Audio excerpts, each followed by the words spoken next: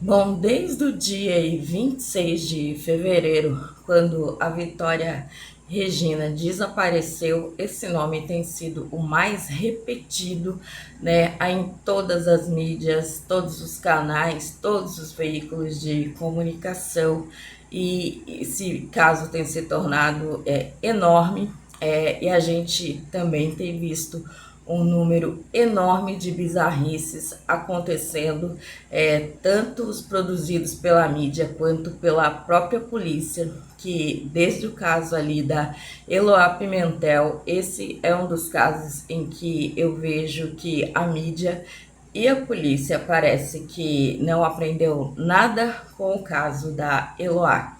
E se vocês, né, é aí mais jovem, tem menos de 20 anos, 30 anos, talvez não saiba aí esse caso da Eloá Pimentel, dá uma pesquisada aí no Google, que foi um caso onde o ex-namorado a sequestrou e a manteve ali em cativeiro, e foram tantas bizarrices cometidas ali pela polícia e pela mídia na negociação desse sequestro, que a vítima acabou, né, tendo sua vida ceifada, e amigas ali que estavam junto com ela também foram feridas, tudo por conta dessa má negociação da polícia e da interferência da mídia. E esse caso da Vitória, nós estamos vendo isso acontecer novamente. Eu jamais tinha visto, desde Eloá, tantas bizarrices acontecendo em um caso de investigação. E vamos lá. Da onde eu tirei essa conclusão de quem eliminou a Vitória? E já te adianto que não foi o Maicon, não foi o Maicon. E não tirei das vozes da minha cabeça. Isso foi tirado da observação aí de, né, todas as pessoas que comentaram. Eu tenho assistido desde o início tudo isso. Tenho procurado, fiz um vídeo sobre o assunto logo que aconteceu, também pautado ali, né, naquela ideia de que tinha sido cometido por ciúmes do ex-namorado que namorava não sei quem, e depois a gente acabou vendo que tudo isso foi uma narrativa construída. Eu vi o Franklin ali, o ex-PCC, dizendo que essa foi uma história vendida por um policial por R$ 500 para a mídia, atrapalhando as investigações e comprometendo a vida de pessoas que não tinha nada a ver. Então, me diga se isso não é o absurdo dos absurdos, mas fica aí que eu vou concluir, mas eu preciso fazer esse apanhado aí para você entender a minha linha de raciocínio e te contar quem de fato foram as pessoas que tiraram a vida de Vitória Regina. Mas enfim, vamos lá. Aonde o Maicon se encaixa em tudo isso e qual a cronologia de toda essa situação? O Maicon, ao meu ver, é um cara que está segurando o BO ali para duas pessoas. Para duas pessoas. Eu diria que seria para três, mas uma também foi eliminada aí no meio do caminho, que foi a dona Edna. Eu não sei por que a polícia simplesmente achou ou resolveu achar que o caso da dona Edna, a morte da dona Edna, simplesmente não tem nada a ver com o caso da Vitória. A gente, aconteceu ali no mesmo lugar, pessoas que se conheciam, que tinham ligação. A dona Edna foi cuidadora da sogra da mãe do Maicon. Como assim o caso não tem ligação? A senhora desapareceu praticamente nos mesmos dias, foi encontrada no mesmo lugar, num local muito próximo. Como que isso não tem ligação? Como que nem se investiga? Eu espero de verdade que isso seja só uma cortina de fumaça da polícia para a mídia sair de cima. Enfim, porque não é possível que eles não enxerguem que esses casos têm conexão. E como eles têm conexão? Se vocês lembram também, aí vou trazer um outro caso muito famoso, que foi o caso da Daniela Pérez, né? A filha da Glória Pérez, que também ali teve sua vida ceifada ali no auge do sucesso e da sua juventude pelo Guilherme de Pádua e pela sua esposa Paula Tomás. E isso, por que eu estou trazendo esse caso? Porque para mim, o caso do Maicon, a morte da Vitória, tem indícios muito fortes, muito parecidos com esse caso da Daniela Pérez, porque naquela época o crime da Daniela foi cometido em função dos ciúmes demasiado que a esposa do Guilherme de Pádua, a Paula Tomás, tinha da Daniela Pérez, porque seu marido atuava ali com ela e ele sabia que, né, ali rolava um crush. O cara tem uma história muito bizarra também, vai lá, pesquise, eu não vou ficar contando todo o caso aqui, mas enfim, resumidamente, esse assassinato foi cometido em função do excesso de ciúmes que a esposa tinha da Daniela Pérez, e ali numa prova de amor absurda, bizarra, e também ali com uma história meio misturada com rituais, né? Ali que aconteceu, foram que tiraram a vida dessa moça de uma forma tão violenta. Isso porque, por causa desses ciúmes absurdo que ela tinha, ela, né, ali, numa prova de amor, o que eu entendo foi isso desse caso até hoje, tá? Ele acabou tirando a vida ali da Daniela. E o que eu enxergo no caso do Maicon e da Vitória aí, é exatamente isso. Michael, ele não tirou a vida da Vitória, mas ele, amando, vocês já mataram aqui a charada, né? Amando de sua esposa, com certeza foi lá, sequestrou a Vitória e levou até o local aonde ela foi torturada. Sim, ela tinha sinais de tortura, que a mídia também, praticamente a mídia, a polícia acabou meio que abafando tudo isso, e esses são indícios muito importantes. Os sinais de tortura, ele denota ali um crime cometido com muito ódio. E por quê? Esse crime foi cometido com tanto ódio? Por alguém que tinha um ciúmes absurdo de Vitória. E por que esse ciúmes absurdo? Porque Michael, sim, era fissurado em Vitória. Ele tinha muitas fotos dela ali, ele seguia ela. Então, juntando todos esses elementos que foram pipocados aí na mídia desse caso, o que eu consigo enxergar é que o Michael era fissurado na Vitória, alimentava. Tá passando um caminhão aqui, deixa eu esperar passar.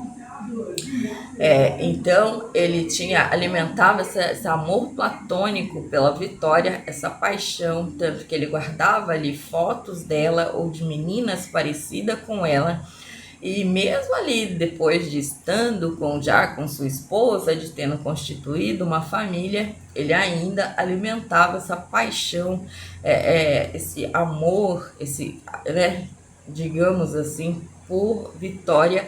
E isso, para mim, foi o que levou a esposa dele a chegar e falar assim: ó, você ama essa menina aí ou você me ama? Eu tô resumindo, colocando de uma forma bem simples aqui, tá, galera? E aí, numa forma de provar, não, eu amo você, não, você é a mulher da minha vida e não ela, eu vou trazer ela aqui e você faz o que quiser para te provar que eu sou apaixonado por você, que você que é o amor da minha vida. Vocês entendem aonde eu tô querendo chegar? Porque na mente dessas pessoas, essas coisas fazem sentido. Na mente de uma pessoa ali que, né, que é meio psico, essas coisas todas, essas coisas fazem sentido. Então, e aonde Dona Edna entra nisso tudo? Eu acredito que Dona Edna foi chamada para ajudar ali a cuidar enquanto ela estava no cativeiro, porque sim, ela passou dias no cativeiro ali, esse local que ainda não foi descoberto aonde foi, se foi naquele caminhão, né, que apareceu ali. Depois eu vou deixar para vocês verem que essa linha de raciocínio não sou só eu que estou seguindo, não, tá? Não são só as vozes da minha cabeça que estão me contando, não. Já existem outras pessoas que também estão chegando a essa conclusão. E eu vou deixar aqui depois um pedacinho do vídeo aqui do canal que chama, acho que, Papo Terapêutico, para vocês darem uma olhada. Ele tá seguindo essa mesma linha de raciocínio que para mim é o que faz total sentido. E eu não entendo por que a polícia não está investigando nesse sentido, descartando totalmente a dona Edna dessa situação e descartando outras pessoas, porque além de dona Edna, Michael e a esposa de Michael, eu incluiria também o cunhado de Michael, tá? O cunhado de Michael também tem participação nisso, e é essas pessoas que Michael tá protegendo, a esposa e o cunhado. O porquê ele tá protegendo, eu não sei, talvez também em função desse amor louco, não sei o que se passa na cabeça dessas pessoas, entendeu? É difícil, eles não pensam da mesma forma que a gente, a lógica que nós enxergamos, eles não enxergam dessa forma. Então, para ele tá fazendo sentido esconder essas pessoas, levar a bronca toda sozinho, talvez até por um sentimento de culpa, não sei se isso se encaixa nesse caso, sabe? Da culpa por ele ter essa paixão, essa pessoa, não, sabe? Vocês entendem aí onde eu tô querendo chegar? Então, por isso que ele tá segurando toda essa bronca. Eu vou deixar aqui a linha de raciocínio aí do canal Papo Terapêutico e depois a gente continua esse papo. Surgiu esse caminhão na cena do crime, às 23 horas e 55 minutos. Ouçam. A atitude suspeita do motorista desse caminhão também é investigada. O veículo é flagrado por uma câmera de segurança às 11h55 da noite do dia 26 de fevereiro. Os faróis estão apontados para uma trilha de terra batida que, segundo a polícia, dá acesso à casa de Michael. O caminhão estava iluminando uma trilha de terra batida que dava acesso à casa do Michael. Por que eu falei que 23 horas e 55 minutos não fazia sentido até aqui, ó? Olha só. Essas são as últimas mensagens que a Vitória mandou para a amiga dela. A última mensagem que a Vitória enviou para a amiga dela assim que desceu do ônibus foi 00:31. Aqui, ó, a Vitória fala para a amiga dela: o outro acabou de vir aqui para trás. Ou seja, a Vitória ainda estava dentro do ônibus 00:17. 00:31, acredito que foi a hora que a Vitória desceu do ônibus, que a amiga perguntou: suave? Tudo tranquilo? A Vitória botou sim. A partir daqui, Vitória desaparece. O caminhão estava iluminando uma trilha que dava acesso à casa do Michael. E aí o que eu pensei? Não sei vocês, fez muito sentido na minha cabeça. Para esse caminhão estar iluminando a trilha que dá acesso para a casa do Michael, eu pensei: será que a esposa do Michael e a dona Edna estavam nesse caminhão iluminando a trilha por onde o Michael traria a Vitória para as duas executarem? Então, como vocês puderam ver, ele está seguindo a mesma linha de raciocínio que eu. Só que, diferente dele, eu acredito que quem estava naquele caminhão não era a dona Edna e a esposa de Michael, e sim a esposa de Michael e o irmão dela. Eles estavam naquele caminhão. Eles receberam a Vitória, levaram para o cativeiro, e lá, dentro do cativeiro, a dona Edna ajudou a cuidar, né? Ajudou a torturar. Por isso ela tinha ali sinais, porque primeiro falaram que o cabelo dela estava raspado, depois falaram que não, só eram tufos de cabelo que tinha sido retirado. Então, aí os sinais de tortura com o saco nas mãos, ali com a roupa tirada, isso são sinais, ao meu ver, de pessoa que quer demonstrar um poder e esse poder disseminado pelo ódio, isso como ali arrancando os cabelos, que é a marca ali digamos que de elegância da mulher, que é o cara que caracteriza a mulher, né? Seus cabelos e tal. Então, no arrancar do cabelo, está se arrancando a beleza da mulher. Vocês entenderam isso? E aí, ali a forma como ela foi torturada, eu vi em alguns canais dizendo que foram 3 facadas. Eu sei como esse vídeo não vai ser monetizado, então eu vou falar as palavras aqui, que eu sei que o YouTube... mas vamos colocar ali, né? O elemento pérfuro cortante com que ela foi atingida 3 vezes. E disseram que, em algumas reportagens, que a última vez ela já não estava mais viva. Então, pensem assim, deu uma gaguejada aqui.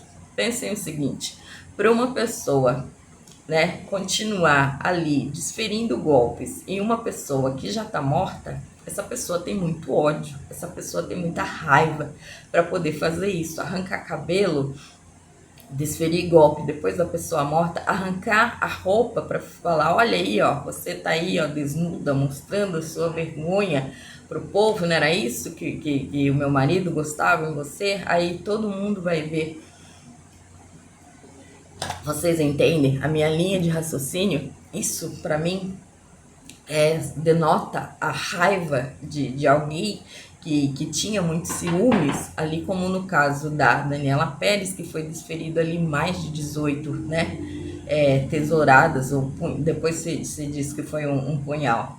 Isso, quando se tem um crime cometido com tanto ódio, com tanta raiva, normalmente tem muitos ciúmes, né, atrelado a toda essa raiva que é mostrada ali, demonstrada ali na forma de golpes. Então, o que eu enxergo na morte da Vitória é exatamente isso, a forma como foi cometido. E sim, ela deve ter passado mais de um dia nesse cativeiro, e é aí que entra a dona Edna. Ela deve ter ficado ali cuidando nesse cativeiro. Em algum momento eles se desentenderam, essas outras pessoas que estavam lá, e eles acabaram eliminando ela também. Essa é a minha linha de raciocínio. São essas as pessoas que Michael está protegendo, e foi isso que aconteceu. É essa a resposta que a polícia deveria dar à sociedade, no caso Vitória, que se de fato investigar, se não ficarem buscando só notícia para dar na mídia, para resolver logo o caso, sem de fato resolver, só dar uma solução, para uma satisfação, mas além disso dar uma satisfação real, não só para a sociedade, mas para a família, que espera uma resolução real desse caso, quem foram as pessoas e o porquê o fizeram, que é isso que as pessoas querem saber, e não aí pegar, né, qualquer pessoa e jogar lá como eles foram fazendo. Foi o fulano, foi o Daniel, foi o Gustavo, foi tanta confusão, foi tanta bizarrice, que a linha de investigação que era para ter seguida com todos os elementos que eles têm, eles não seguiram, ou se estão seguindo e estão colocando essa cortina de fumaça para a mídia se afastar, aí eu calo minha boca e fico de boa. Não, beleza, isso aí é só para afastar a mídia. Mas eu acho que não é isso que está acontecendo. Eu acho que o que a polícia quer fazer, está fazendo, é querer mostrar logo aí uma pessoa, um suspeito, um culpado, e terminar o caso para dizer, nossa, nós somos eficientes, nós fomos e desvendamos todo esse mistério de forma tão rápida. E já se passou aí mais de um mês e não se chegou a conclusão nenhuma. O depoimento do Michael foi uma bizarrice também. Você vê que ele não sabe do que ele está falando. Ele fala, eu dei um golpe por aqui. Não, desculpa, bati no microfone. Ah, foi aqui. Não, ela me atacou assim. Ele não sabe do que ele está falando porque não foi ele que cometeu. Muito possivelmente ele nem estava lá, porque se ele tivesse pelo menos visto como foi cometido, ele saberia pelo menos narrar o que a outra pessoa fez, colocando a pessoa dele ali como quem teria feito, mas pelo menos saberia a sequência da situação, e ele nem sabe, porque muito provavelmente ele nem estava lá. Para mim, o papel do Michael em toda essa situação foi buscá-la lá no ponto de ônibus e muito possivelmente depois de desovar o corpo junto ali, muito provavelmente, supostamente, vamos dizer assim, com o cunhado ou com a esposa que ele desovaram esse corpo lá no meio da mata. Então, para mim, é isso o que aconteceu no caso Vitória. Foram essas pessoas que eliminaram a Vitória e o Michael tá segurando a bronca ali de bode expiatório, tá? Para segurar a bronca para sua esposa e para o seu cunhado. Mas uma hora ele vai falar, a casa vai cair. E digo mais para vocês, muito possivelmente a mãe de Michael sabe dessa história, sabe? E ela também está ali, é óbvio, acobertando o filho, porque ela sabe que não foi ele quem cometeu, mas ele tá segurando a bronca. Posso estar muito errado de que ela não saiba da história, mas para mim ela conhece pelo menos o básico da situação, ela conhece, tá? Então, para mim, esse é o desfecho desse caso. E se, quiçá, lá na frente, a polícia chegar a uma conclusão parecida com essa, depois vocês voltem aqui e me falem, tá? Coê, era essa daí a linha de investigação, a linha de raciocínio. E é importante que vocês compartilhem esse vídeo, que vocês curtam, que vocês comentem. As pessoas, assim como eu, assim como o canal Papo Terapêutico, como outras pessoas que já estão chegando a essa linha de raciocínio, também possam disseminar, possam fazer isso chegar a outras pessoas para fazer com que a polícia cobre, com que a polícia trabalhe de forma correta, com que a polícia dê uma resposta de fato para a família, porque é isso que aquelas pessoas sofridas, porque você olhar no semblante do pai da Vitória, aquele homem é um sofrimento em pessoa. Ele disse aí numa entrevista, sabe, se eu soubesse que era isso que ia acontecer, eu teria ido a pé, eu teria ido com a minha muleta a pé buscar minha filha. Eu não fui porque o carro estava quebrado. Eu, como pai, não pude proteger minha filha. Aquelas palavras cortaram meu coração, porque o sentimento de impotência, né, diante de toda essa situação. E além do mais, a mídia tem tentado colocar Vitória como uma menina promíscua, só colocando ali fotos dela ali sensuais, com decotão e tal. Vitória era uma menina trabalhadora, de 17 anos, que estava vindo meia-noite do serviço, de um trampo pesado, trabalhando na cozinha lá de um restaurante, acho que ela era caixa, né? Um restaurante de shopping, que a gente sabe como esses trampos são pesados, normalmente escala 6x1, a pessoa não descansa, pega 2, 3 ônibus para chegar em casa meia-noite, 1h da manhã, para no outro dia, no máximo meio-dia, 1h da tarde, estar lá de novo. Isso, né? Saindo bem mais cedo de casa.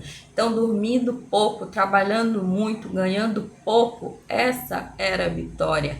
Essa é a Vitória que os amigos conheciam e que a família conhecia. É essa menina que foi eliminada, e não a menina promíscua, e não uma menina lá com decotão, fazendo caretinha e tal. Isso é coisa de adolescente, eles fazem isso mesmo, mas isso não denota a personalidade de uma pessoa promíscua, de uma moça do job, não. Era uma moça trabalhadora, sabe, que estava vindo ali do trampo, tarde da noite. É em nome dessa pessoa que nós estamos falando, dessa pessoa que não tem mais voz para cobrar. Começou a chover, não sei se vai abafar o áudio aí, tá? Mas prosseguindo aqui, em nome dessa pessoa que nós devemos cobrar a polícia para que dê uma resposta para essa família. Então é isso aí, gente. Compartilhe, faça esse vídeo chegar a outras pessoas para que vocês também aí deixem no comentário aí o que vocês acham, se essa linha de raciocínio procede e incrementem aí, dê a opinião de vocês, sabe? Porque quem sabe juntos a gente possa fazer a polícia de fato trabalhar e dar uma resposta para a família da Vitória. Fui!